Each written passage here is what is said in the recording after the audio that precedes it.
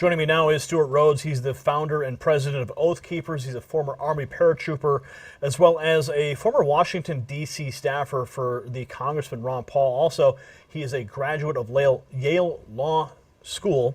He's here to talk to us about, the possible breakup of the United States and the next Civil War. Yes, my friends, this is actually being discussed. So, we recently had, Stewart, welcome to the program again. We recently had Harry Dent, an economist, on the program that also spoke of the split up of America. He specifically called it Trump's America versus Hillary's America, along those political lines. Do you agree with the economist Harry Dent that America could split up in the very near future?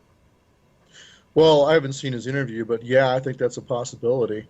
I mean, look at what's going on with the Democratic Party alone.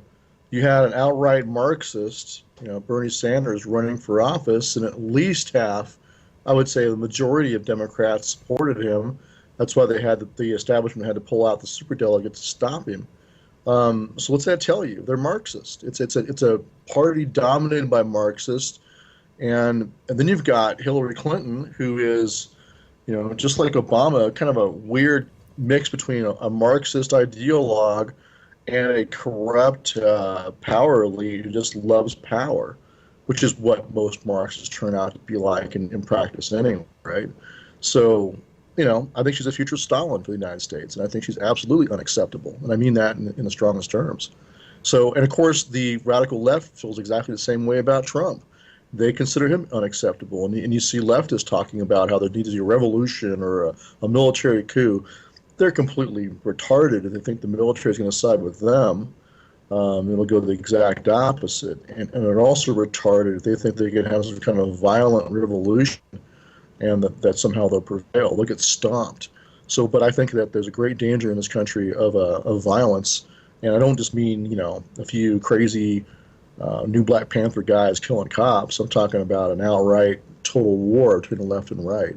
I think it's very possible. But the leftists better, hope that doesn't happen because they're going to get smoked. They have this weird idea in their head that if they can get Hillary elected, that they'll control all the reins of power and be able to turn the military against the American people, and it's just not going to happen. I think the American warrior class, made up of the veterans, the military, and also to a good extent the police, will definitely side with the political right, not the left. And so leftists had better, rethink this idea that somehow they're gonna be able to just do whatever they want once they get Hillary elected. I think recent comments about how the Second Amendment people might be able to fix it if Hillary's elected and she's packing the court with her judges and to wipe out the Second Amendment. At first he's like, well, there's nothing you can do about it. And then he said, well, maybe the Second Amendment people might have something to say about that. Obviously, what he meant is use of those guns that we all have as right to bear arms. And of course, his staff is now trying to go back, sugarcoat it. I think he's just calling it like it is. I mean, I think that's where we're at. And I don't see a solution to it. I just think there's just too much water under the bridge and too much division. The political left, and I went to college and law school. I went to Yale Law School. And I was surrounded by Marxists, and these are true believer Marxists. They believe the only reason Stalin happened was the U.S. intervened and caused Stalin somehow. It's all our fault. Everything's always our fault. They hate Western civilization. They hate the Constitution. They hate the United States. They want to destroy it. And so that's not going to change. No, Stuart, and so those of us who refuse to live under that, what are we going to do? Stuart, people, when they think of Civil War, they envision, these classical battle scenes and smoke and cannons, of course, of old. But what would a Civil War look like today? The American Revolution was, in large part, a civil war, something to always keep in mind. It wasn't the Americans versus the Redcoats. It was American loyalists on the side of the king versus the American patriots who wanted to separate. So the United States has already experienced more than one civil war. The American Revolution was the very first one. And there you saw, neighbors against neighbor. And it's guerrilla warfare, and like the old saying goes, it's war to the knife and knife to the hilt. It's bloody, it's nasty. And you look at how it goes, and whether it's Rwanda or in Syria or any place else you've seen that kind of a conflict, it's you get total war. It's all or nothing. The victors prevail and the losers are slaughtered. And that's kind of how it goes. So in our case with the how American could Revolution, they deported them. They sent them across the border to Canada. A lot of the loyalists left and went back to England. but how could it So unfold here though? Like I'm trying to envision like what this civil war would look like. How could we see a future America that's depends on divided? who's in the White House. Say again? Depends on who's in the White House. Look, if Trump's elected, you got the left claiming that they're not going to accept him as president and they're going to pull out all the stops and use violent revolution. If that happens, you'll see a radical right-wing swing in this country and a crackdown on the left. And it'll be kind of like you saw, look at Spain, right, with Franco. To stop the communists, everyone cheered General Franco kicking ass. And that's what will happen here. And the left will get crushed. If Hillary wins and then they try to use her power to, like, for example, pack the court and reverse the Hillary decision and wipe out the right to bear arms, they try that kind of crap, I think what will happen is you'll see people on the political right taking up arms, literally. And then you'll see an attempt by Hillary to use the military against the American people. And then I think the American military will split at least in half. Like right now, if Obama were to try that, you'd see at least a 50% desertion rate or split in the military on the side of the patriots, on the side of the political right. Well, when you say So I think either way, I don't think the left wins. Either way, the left will lose. But when you say take up arms, like where are they going to take these arms up? Where are they going to go? Where are they going to point? I mean, like I'm trying to visualize what this future could look like. Look at history. Look at every civil war in history, starting with our own American Revolution. You'll see. Or look at the Civil War. You had a splitting. Look at West Point. You had the splitting of the class at West Point. Half of them went back home to the South, and half of them stayed up north, and they took sides. It could be a breakdown in the units. It could be one unit against another one. It could be one branch of the armed services against another. You think all the different versions throughout history we've seen of a civil war.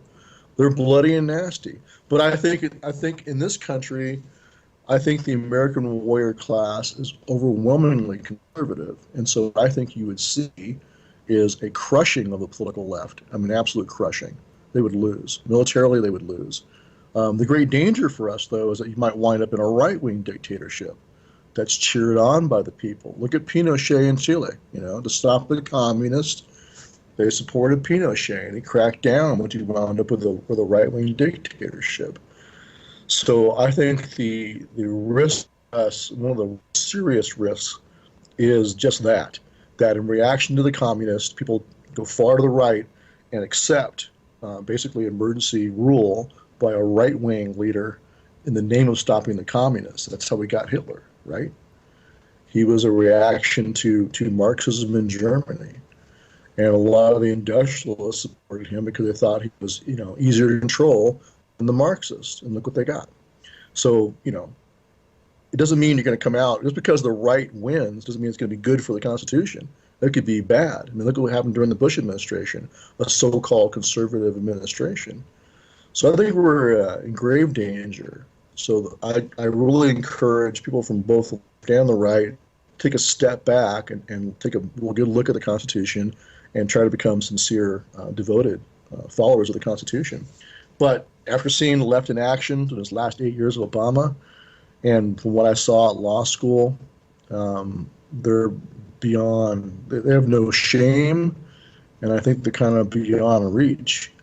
Quite a few of them are ideologues, and also naked power devotees for their side, that you're not going to reach them, and they're just going to wind up with violence.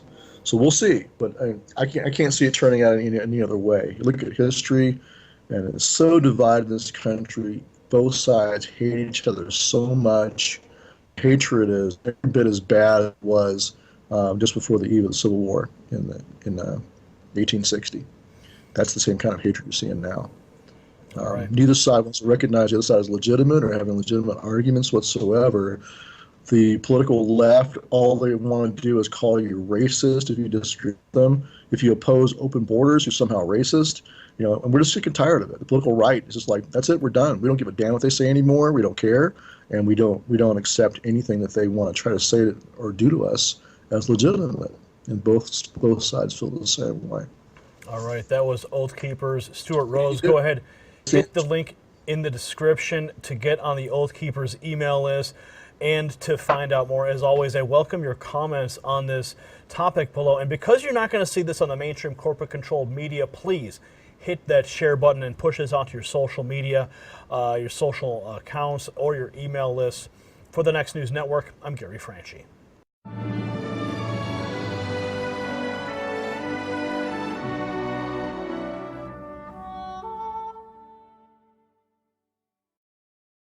Badass shirt now available.